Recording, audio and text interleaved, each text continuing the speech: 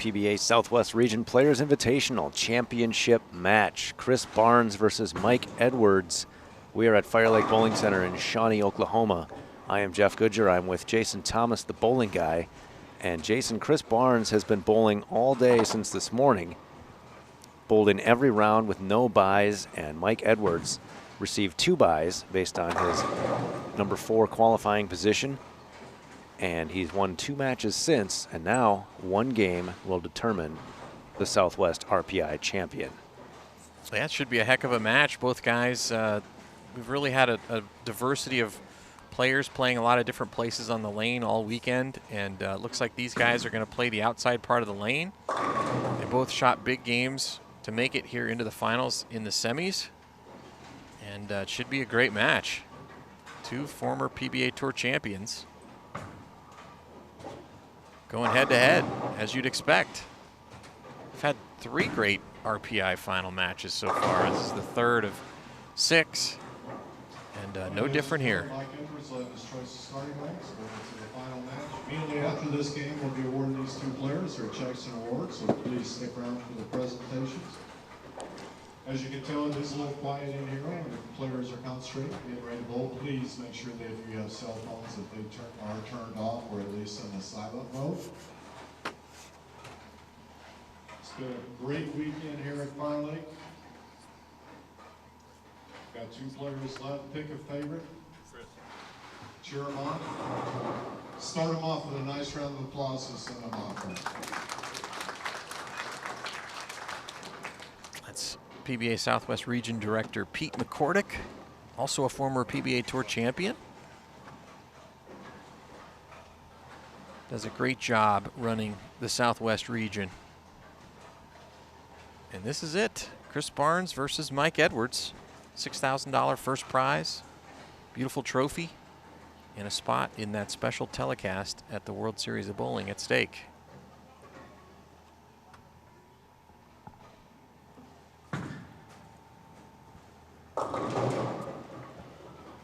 Barnes playing the gutter just as he did against Blake Starr, but comes in.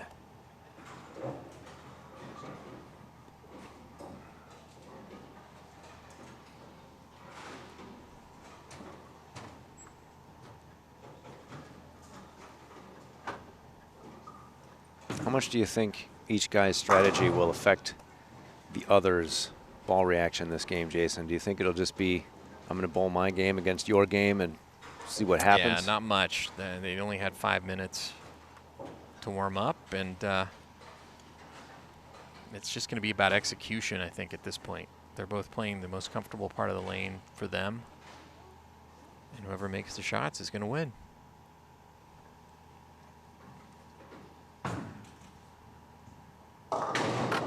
Edwards comes in too. A little better result than Barnes got.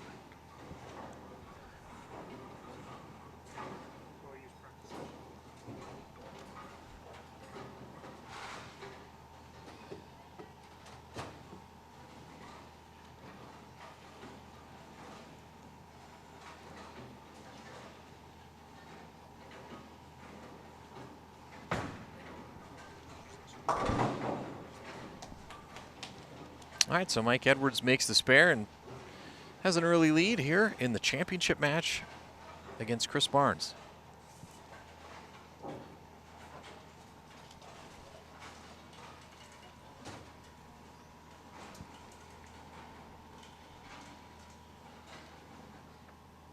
I've seen Mike make the transition to the PBA 50 Tour, so he's been bowling really all of the PBA kinds of events, the regionals and the PBA 50 Tour, and drills that one there in the 2nd. Yeah, it does not matter where he goes. The pins hurt when Mike Edwards hits them. So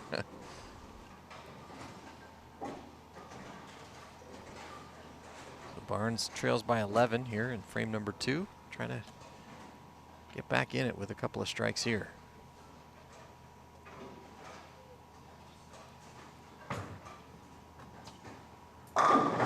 That's better. What he wanted.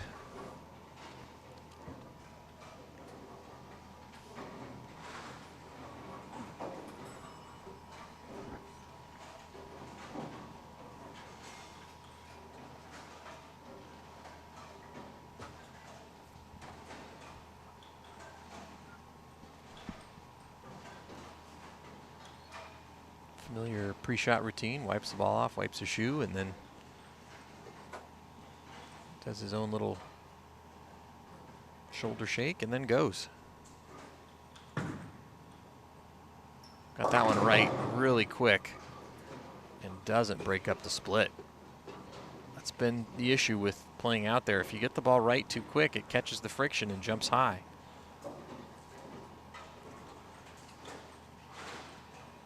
As the matches have gone on, Barnes has been able to blend that out, but in this one-game match situation, he's got to deal with that wet dry.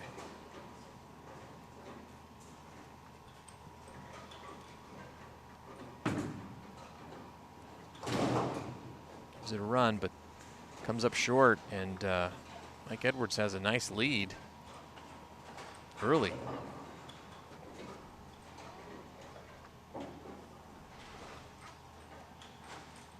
So can take a 35-pin lead with a strike here, Jeff Goodger.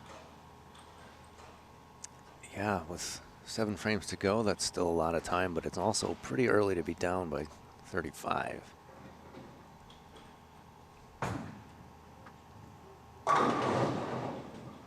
Mike Edwards means business.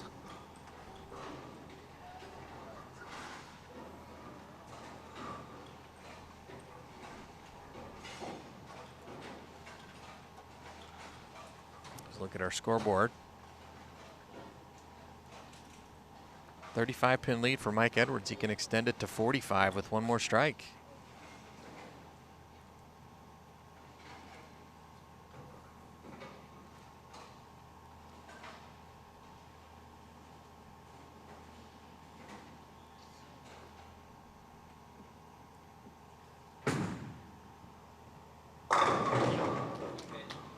Mike Edwards is having fun. That's a turkey for Edwards.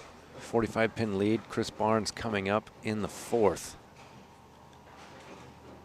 Split, strike, split for Barnes.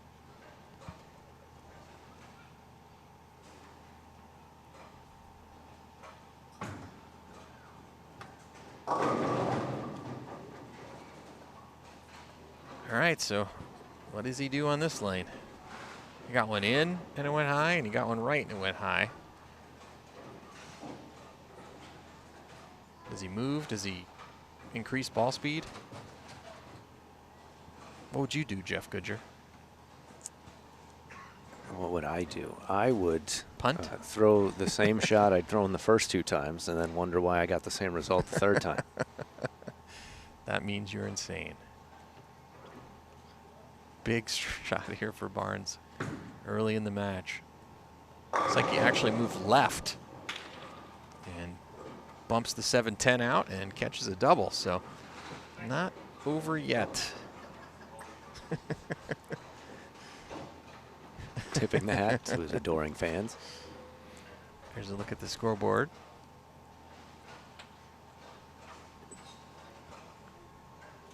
Edwards trying to keep the pressure on. Looking for a 4-bagger here in the 5th.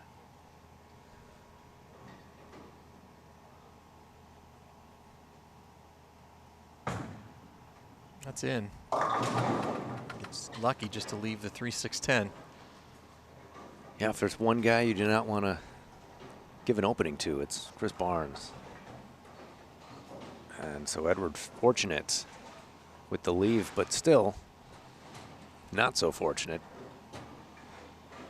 because this is not a simple This is pickup. not the easiest leave in the world.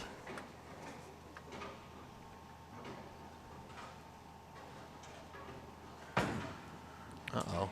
Oh, makes it on the inside. Wow. Good break there.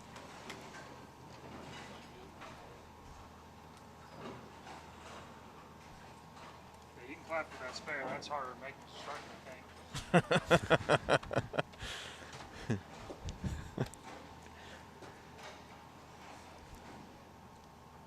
So Edwards keeps his lead, 32 pins. And looking to set up a strike here in the 6th.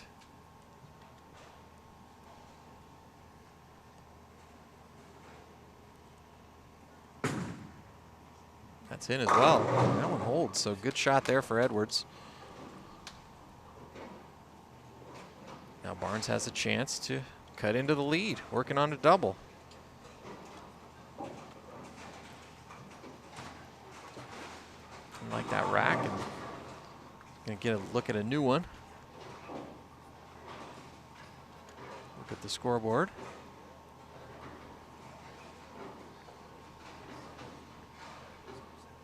So can cut it to 22 with a strike here in the 6th.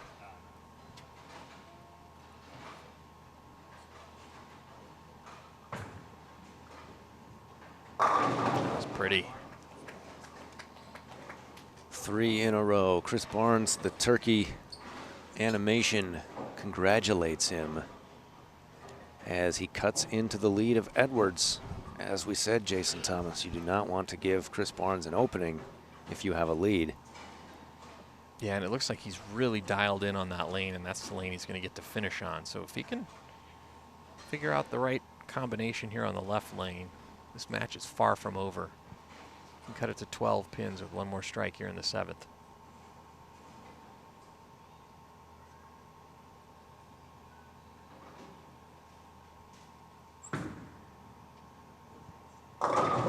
Gets it. So Gets it. wasn't quite sure that was going to carry, but rips the rack apart, and 12-pin lead now for Mike Edwards.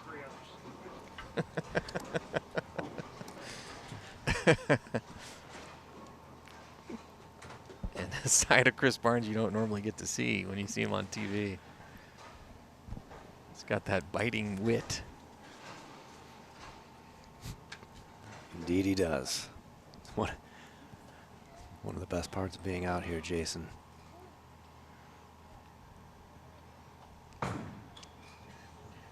And Edwards leaves the 2-pin. With the 8. With the 8, yes. And Chris Barnes on 4 in a row. That's not what Edwards wanted to see there. Well, he went high on that lane the last time, and just wanted to make sure he didn't pull the ball, because there's really not a lot of hold, even though they're out by the gutter. Wanted to make sure he trusted it, and trusted it a little too much. Maybe a double move there with threw the ball right to make sure he got it right, but also threw it harder, and ball didn't make it around the corner. Lucky to just leave the 2-8. Now he's got a spare.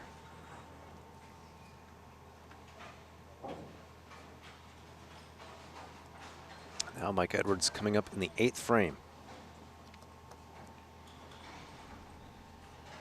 There are the scores. 12-pin lead for Edwards.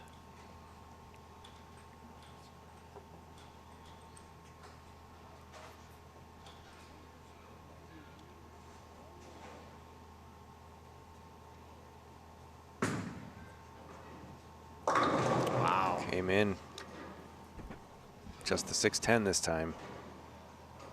I mean, he's kind of bouncing back and forth in his head between not wanting to get the ball too far to the right, but he also wants to keep it pretty direct. And I think probably what he needs to do is just throw it a little right of where that one was with a little softer speed. It's awfully hard to do that when there's a title on the line. Wow. And he chops it. Mike Edwards pushes the 6 past the 10. And now things are very different, Jason. Things are very interesting now. Chris Barnes up on 4 in a row. Mike Edwards open in the 8th.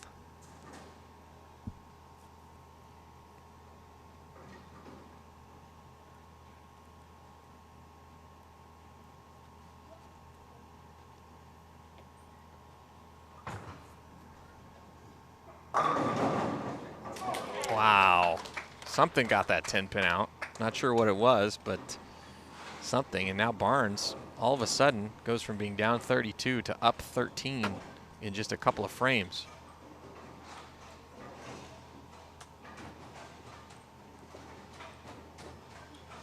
There's a look at the scoreboard. Barnes had 37 in the 3rd. Now has a 5-bagger.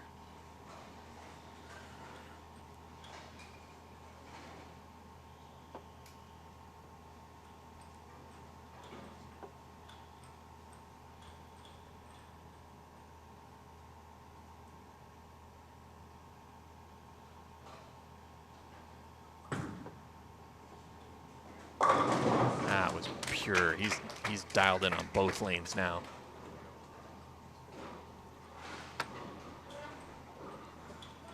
All right, so here's the story. Chris Barnes,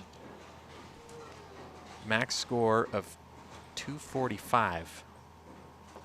Mike Edwards has a max score of 224. If Edwards can strike out, Barnes would need the first hit to lock up the title.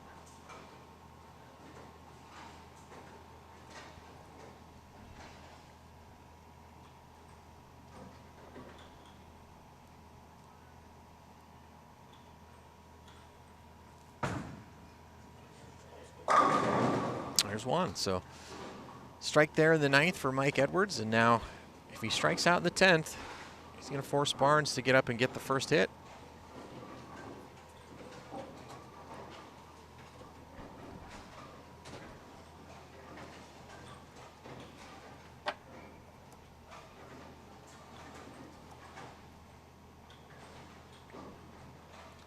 Barnes pacing around in the settee,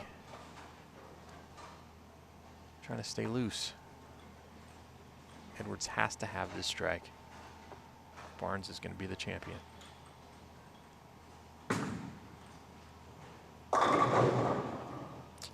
High hard one and doesn't hold, and Chris Barnes is going to be the PBA Southwest Region Players Invitational Champion.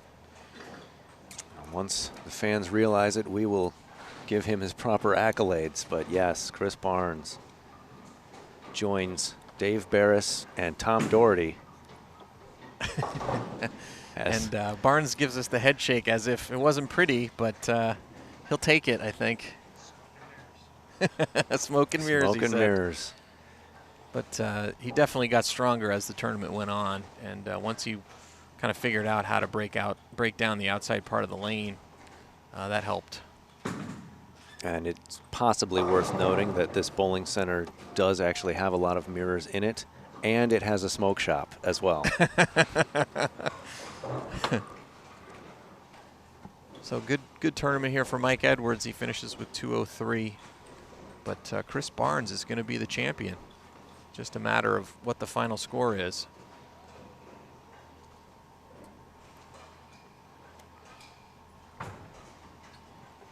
Yeah, after 3 frames, Jason, Barnes had 2 splits, 2 open frames. He was down by 35, and I guess that would help to explain why he is one of the few Triple Crown winners on the PBA Tour. He's going to be in the Hall of Fame once he's eligible. Never count him out.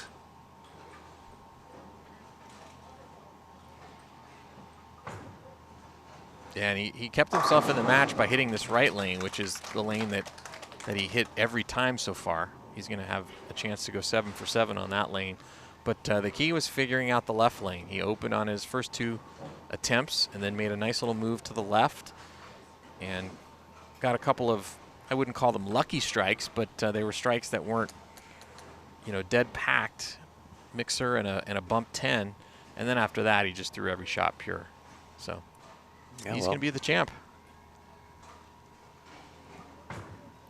Now it will finally be official. Chris Barnes, your Southwest RPI champion.